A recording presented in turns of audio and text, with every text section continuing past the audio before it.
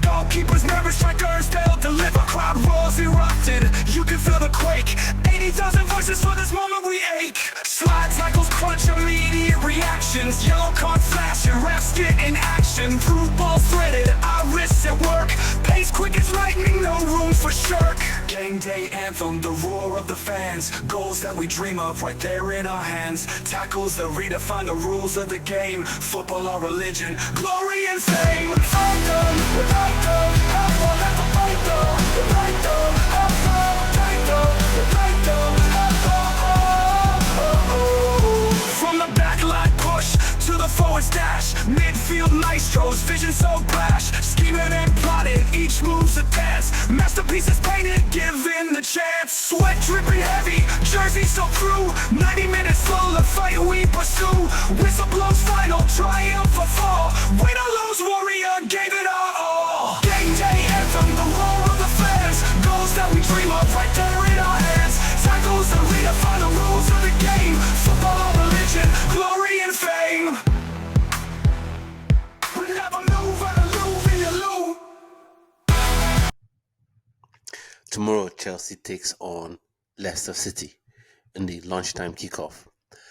So, for me, I think going into the game is a game that Chelsea should expect to win, should be looking to win, and should set out to win. And I think if the team sets out positively, aggressively on the front foot, I think Leicester's side, they haven't been too great this season, and I think Chelsea, we should be actually smashing them 2 to 3 goals, if not more. But it's all about the approach, to the game, in my opinion. And so talking about what Enzo Maresca said during the press conference, the pre-match press conference, he did say that everyone is fit relatively, but they still have to assess people who have just come back, from the international break, coming from different parts of the world, thousands of miles away, Africa, South America, and further parts of Europe as well. So they will be assessed. But this news, if you follow me on TikTok, I've already given my opinion on it, and as well as giving my opinion on it on X. Reece James is indeed out for this game, at the very least. Issues with his hamstring. Again, the way it feels at this minute that he should be wrapped up in bubble wrap. At this point in time, I think if he wants to have a career in football, he should be, he should take different steps, or rather drastic steps. That could be, boom, I think this is too harsh, but you play a football game, you don't do anything else. You just go home, you rest, you get your masseuse, you get your medical team around you, give you attention, give you some treatment, give you some massages, give you all the therapeutic treatment that you need, and you rest. You don't go out, you don't go out to any place, you don't party, you don't go anywhere, you don't travel, you just relax. I know people may say that is too harsh, but I think at this point, desperate times call for desperate measures, and I think if he wants to save his career, in my opinion, he should take those drastic steps, because it's really, really frustrating. Because in terms of skill-wise, ability-wise, it's arguable that Reece James is the best right back in the world. He's that good because he has this perfect combination of power, strength, pace, and pure ability on the ball.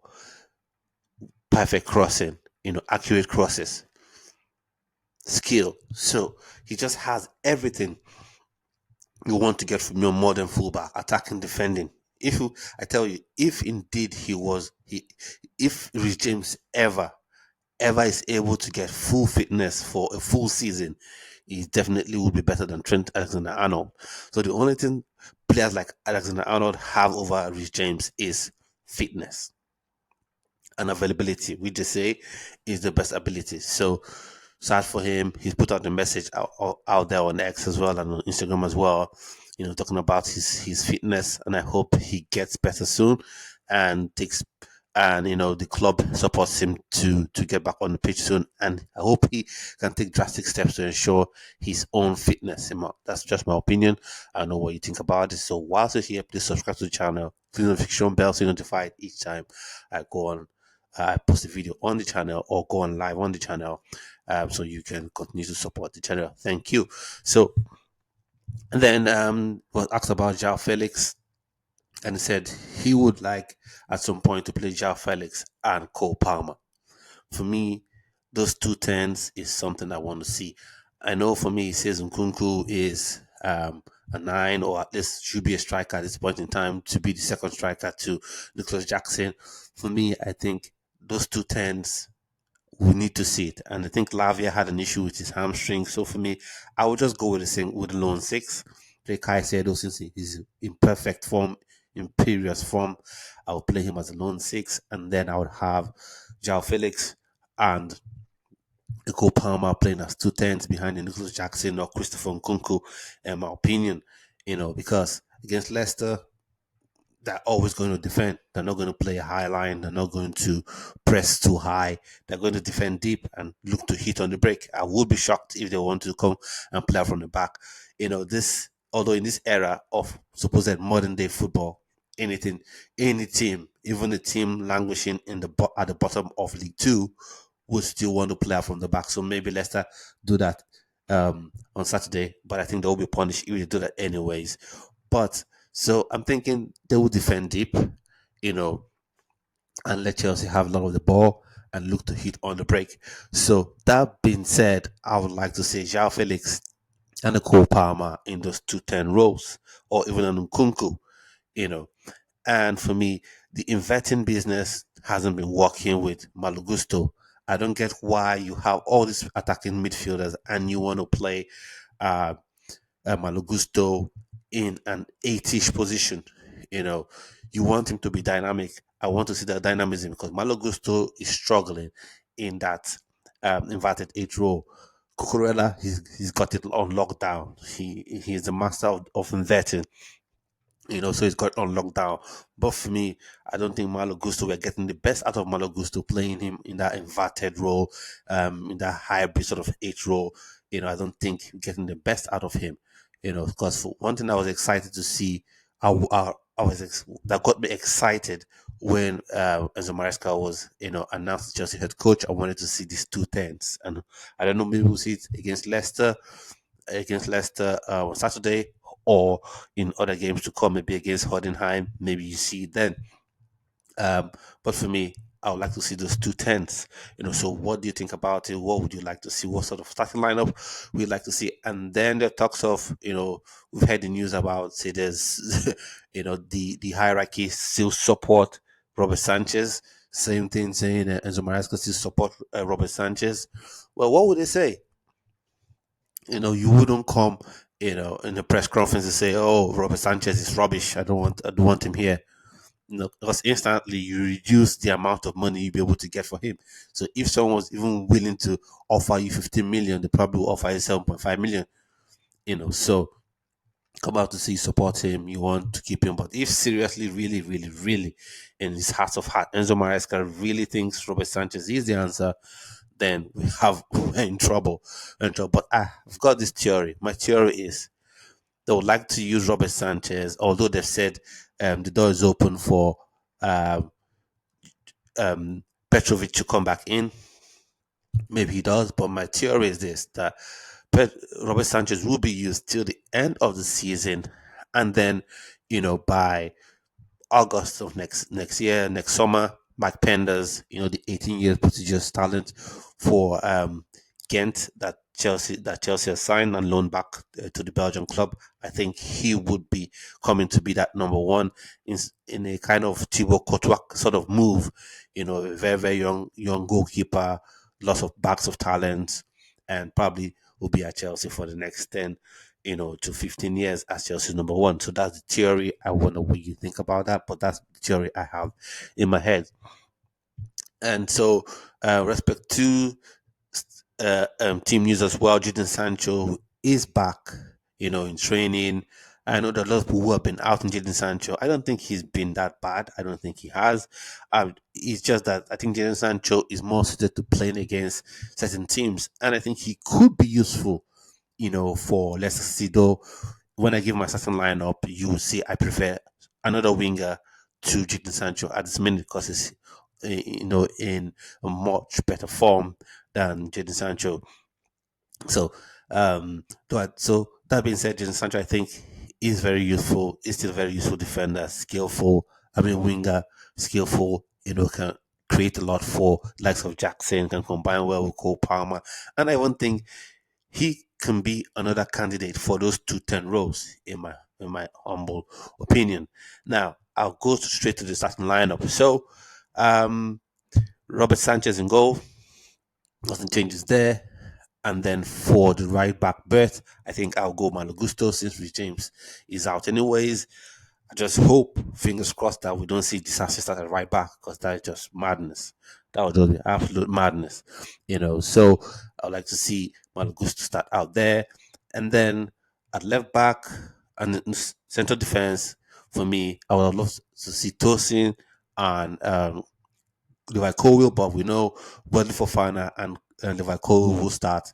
And Wesley Fofana, credit to him, he played really well against Arsenal. So, like I said, you have to update your resume every day, and he has updated his resume, you know, against Arsenal. So I think he will start with Levi Colwill in the center of defense, and then Cucurella, Marcus Aurelius Cucurella, will start at left back because I think he's just the best right now. I think he should be top three left backs in the world, in my opinion. So I'm about that. And then with Levi Colwill, I'm sorry, with Romeo Lavia being a doubt or out injured, I would have at the minute I have Enzo Fernandez and Caicedo, and that is if he's going with just lone 10 in Cole Palmer. But if not, I would then go with Caicedo as a lone 6 and then have Palmer and Joao Felix or Palmer and Nkunku. But at the minute, I'll just go with the sort of formation that we've been playing.